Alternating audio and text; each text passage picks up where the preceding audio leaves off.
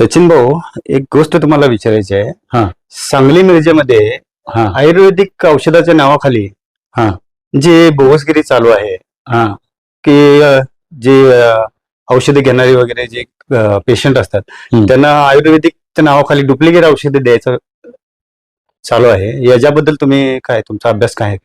हाय की एक सांगतो, तुम्ही लय मुद्दा व्यवस्थित घेतलाय आणि योग्य घेतलाय. मी याच्यावर कित्येक दिवस झाला अभ्यास चालू केलाय. बघितलं तर सांगली मिरज कुपवाड शहर महानगरपालिकेच्या एरियामध्ये या आयुर्वेदिक औषध दुकानांना परवानगी घ्यायला पाहिजे. हाताच्या बोटावर मेजण्या इतपत लोकांची परमिशन आहे, ते ओरिजिनल आहे. पण अलीकडच्या 4-5 वर्षाच्या कालावधीमध्ये काही बोगस दुकाने निघालेली. त्यांनी त्यांच्या डिस्प्लेला जे माल लावतात ना, ते ओरिजिनल असते आणि बॅकला जो कार्यक्रम चालतो तो सगळा माती आणि कलर याचाच कार्यक्रम चालू असतो. मी महानगरपालिकेतनं चौकशी केली असता मला समजलं की महानगरपालिकेमध्ये परवानगी यांनी घेतलेलीच नाही.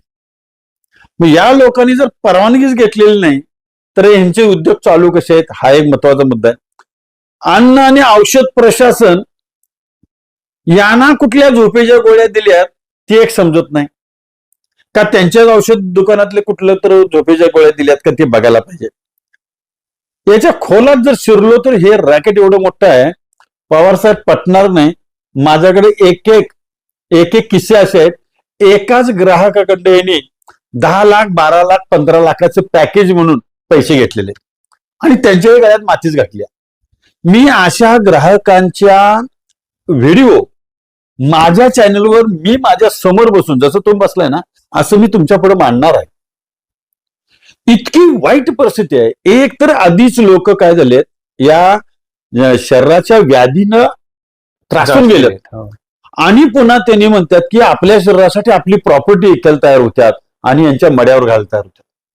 त्यामुळे हे मोठं रॅकेट आहे, याला मी हात घालणार आहे. पुरावे सगळे माझ्याकडे आलेले आहेत. फक्त मी नियोजनबद्ध करणार आहे, लक्षात घ्या, आणि हे सगळ्यांच्या पुढे मांडणार आहे. जी ओरिजिनल दुकान आहेत ना, त्यांनी 20 वर्षात एवढं कमवलं नाही, 25 वर्षात कमवलं नाही. त्या डुप्लिकेट वाल्याने अवघ्या 2 वर्षात कमवलंय. त्यांची जर प्रॉपर्टी काढली तर पोलीस तोंडात बोटं घालतील. त्यामुळं फार मोठं रॅकेट आहे. मी लवकरच ओपन करतोय.